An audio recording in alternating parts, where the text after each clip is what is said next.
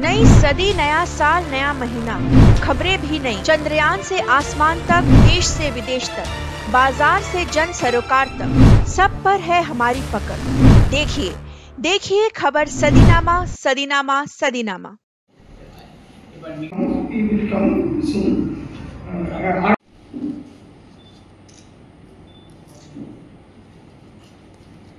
Has taken the time to join this evening and make this process meaningful.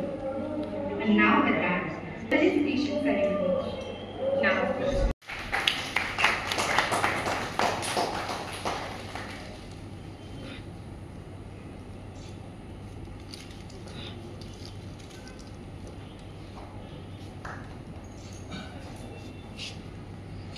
Where information travels faster than thoughts, and where media plays a vital role in shaping public opinion, democracy, and social behavior.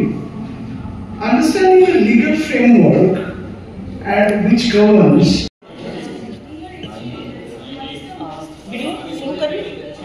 आप देख रहे हैं, मैं मोमिता जी से बात कर रही हूँ। उनकी ये पुस्तक छपी है the dynamic of media law in the Indian context. तो यह पुस्तक आज की जो मीडिया में लॉ चल रहे हैं उसके ऊपर पूरा है, और ये स्नातक और स्नातक कोर्स के जो बच्चे हैं उनके बारे में उनको अगर जानकारी चाहिए तो ये पुस्तक पढ़ के आप ले सकते हैं। और साधारण लोग जो पढ़ना चाहे मीडिया लॉ को, उनके लिए भी ये मोमिता दे दास की पुस्तक लिखी हुई आप पढ़ सकते हैं। मैं सदीनामा से मीनाक्षी सांगनेरिया आपको इस पुस्तक की जानकारी दे रही हूँ।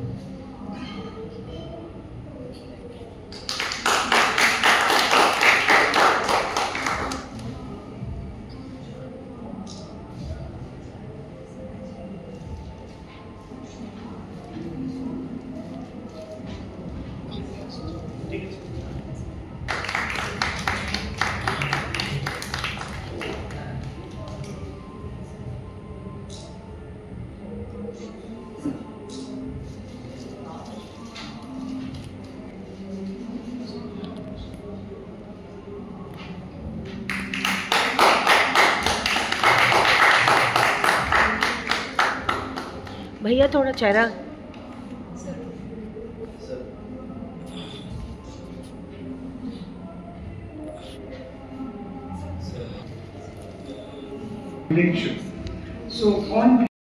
যে যারা পাঠক তাদের দ্বারাই, যারা দর্শক তাদের দ্বারাই সম্পূর্ণভাবে পদদলিত।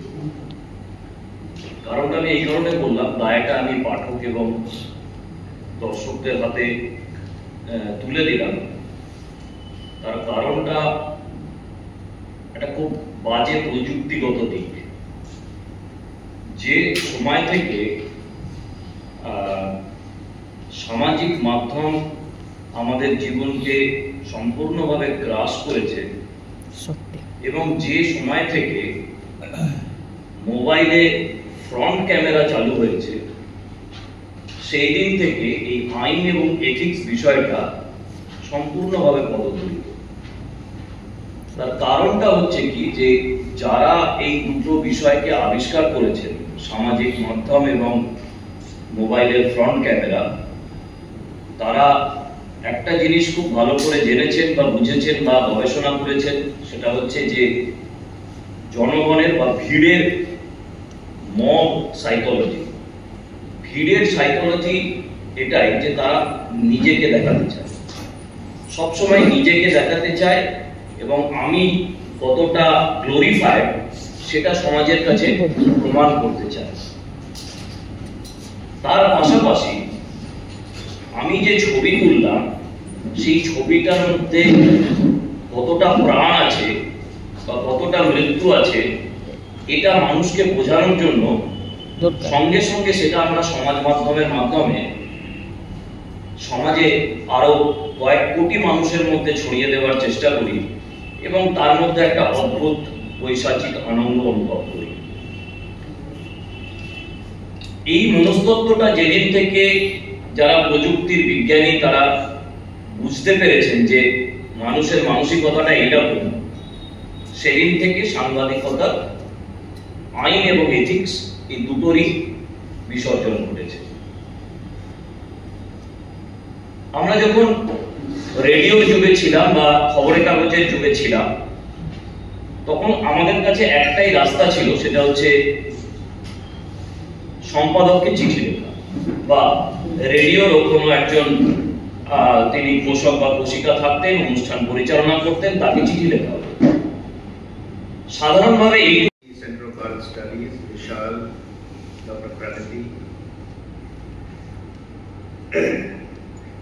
Like Madam said also, I am not either linked with media or journalism by any chance, but I read and write.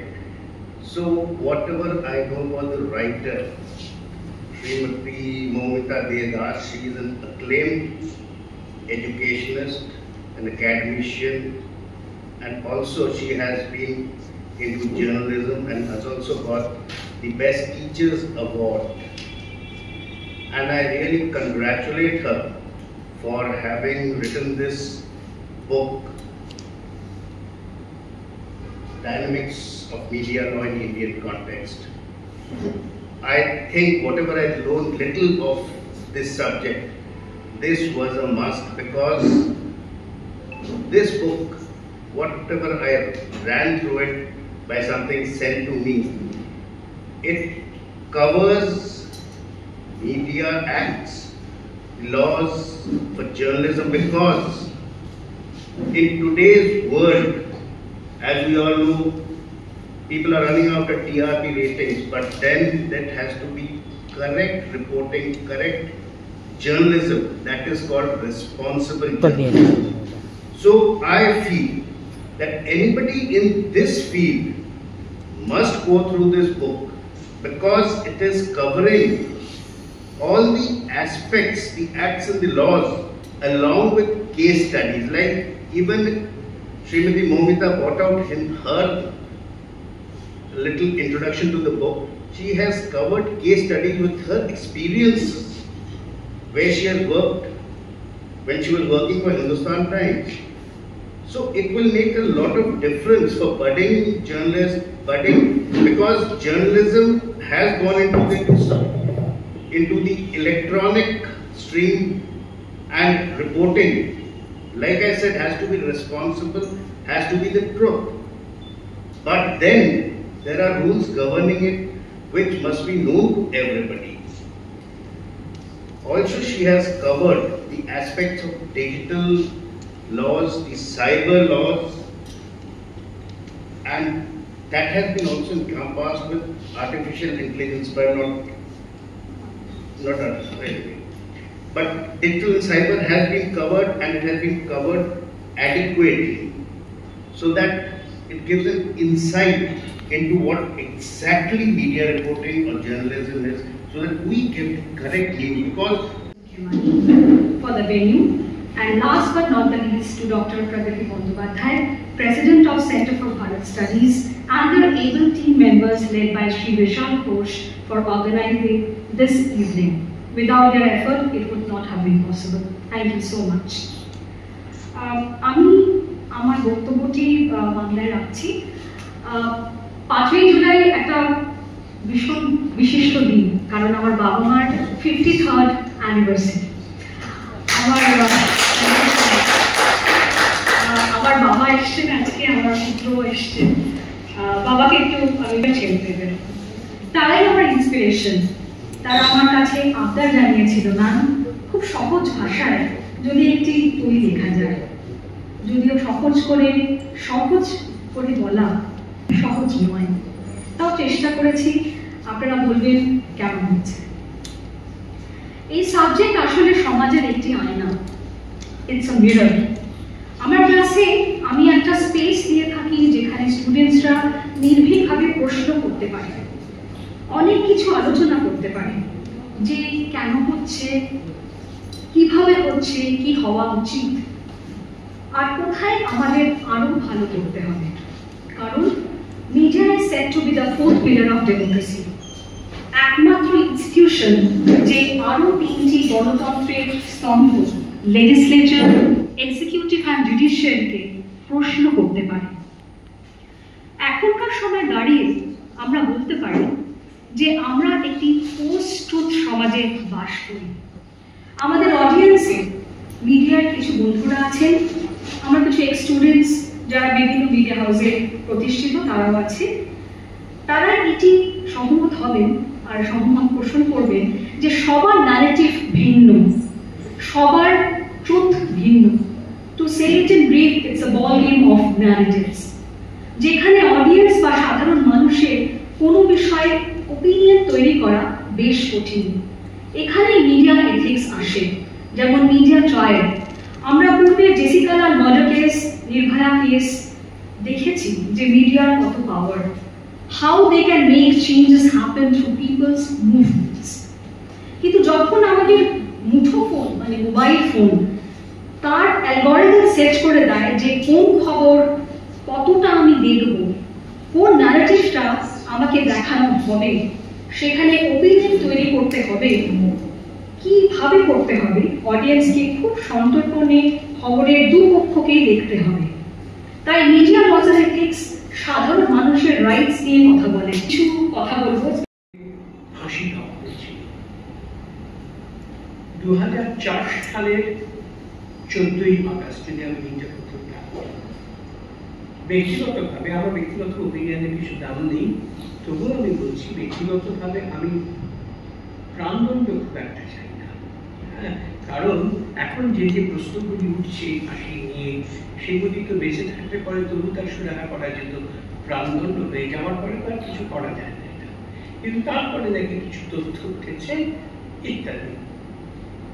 এটা মনে রাখতে হবে, এই প্রসঙ্গে লেখক একটি শব্দ ব্যবহার করেছেন, জুডিশিয়াল এক্সিকিউশন।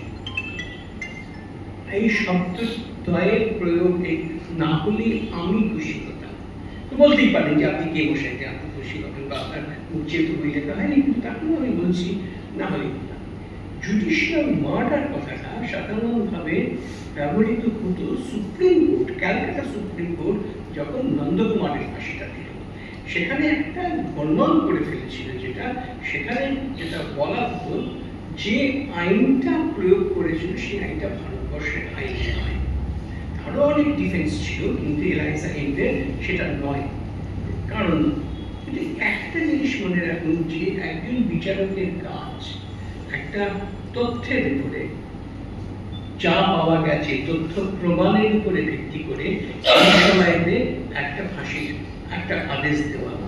যে দুজন হাইকোর্টে এটা দিয়েছিলেন তাদের মধ্যে আমি দুজনের কথাই জানি অত্যন্ত কৃতজ্ঞ, এবং একজন সুপ্রিম কোর্টেও গেছেন এবং সমানের সঙ্গে কাজ করেছে, তাদের সততা নিয়ে কিচ্ছু বলার নেই। খালি একটা জিনিস দেখবেন বলা হয়েছে সার্কামস্টান্সিয়াল এভিডেন্সের উপরে হয়েছে, সার্কামস্টান্সিয়াল এভিডেন্সের উপরে অবশ্যই দোষীকে শাস্তি দেওয়া যায়। আমি ফাঁসিতে বিশ্বাস করি কি করি না সেটা বড় কথা নয়, কিন্তু দেওয়া যায়। মাথায় যেটা রাখতে হবে, এই সময় যখন বারবার প্রাণদণ্ড ভিক্ষার আবেদন জানানো হচ্ছিল, তখন কেন্দ্রীয় সরকার রাজ্য সরকারের কাছ থেকে ওপিনিয়ন চায় এবং নির্দ্বিধায় রাজ্য সরকার বলেছিলেন হ্যাঁ ফাঁসি দাও। এই তথ্যটা খুব জরুরি। ফাঁসি শুধু দাও নয়, আমি নাম বলবো না, সেটা অসফল একজন মন্ত্রী স্ত্রী রাস্তায় দাঁড়িয়ে কেঁদেছিলেন।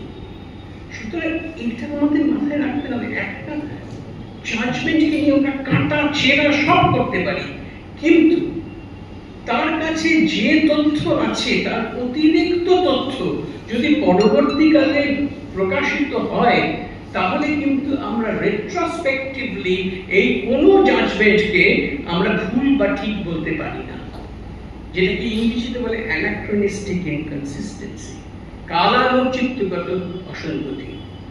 একটু এটা খেয়াল রাখলে ভালো হয়। বইটির মধ্যে অসংখ্য মুদ্রণ প্রমাণ আছে, সেটা উনি আমাকে যে শোভন একটি চিঠি লিখেছিলেন তার মধ্যে বলেছিলেন যে অনেক টাইপোগ্রাফিক্যাল মিস্টেক আছে, সেটা ঠিক করতে হবে। এবং আমি আরও একটা জিনিস একটুখানি বলবো, কতগুলো জায়গাতে যেন একটু তালিকার মতন হয়ে গেছে, রাইটস অফ প্রাইভেসি বলে এই জায়গায়। आज आपकी जो किताब निकली है इसके ऊपर आप थोड़ा दर्शकों को बताएं। हाँ, नमस्ते। The dynamics of media laws and ethics in Indian context, ये जो किताब है ये यूजी और पीजी मीडिया स्टडीज़ और लीगल स्टडीज़ का एक बहुत ही महत्वपूर्ण एक विषय है। और मैं कहना चाहती हूँ कि मीडिया लॉज, जब हम बोलते हैं कि मीडिया एक फोर्थ पिलर ऑफ डेमोक्रेसी है, जो एक इंस्टीट्यूशन है जो प्रश्न कर सकता है, इस माध्यम से इस किताब के माध्यम से सिर्फ स्टूडेंट्स ही नहीं, जो सिटीज़न राइट्स है, सिटीज़न यानी कि जो हमारे जो कॉमन पीपल है, उनके लिए भी बहुत ही महत्वपूर्ण विषय है, क्योंकि हमें पता होना चाहिए कि कहाँ क्या बोलना चाहिए, स्पेशली सोशल मीडिया और डिजिटल मीडिया के अंतर्गत। हम लोग जब लिखते हैं अपनी freedom of speech and media expression के बारे में, हमें जानना चाहिए कि कहाँ हमें रुकना है, वो भी बहुत ज़रूरी बात है, हमारे कॉन्स्टिट्यूशन में वो है।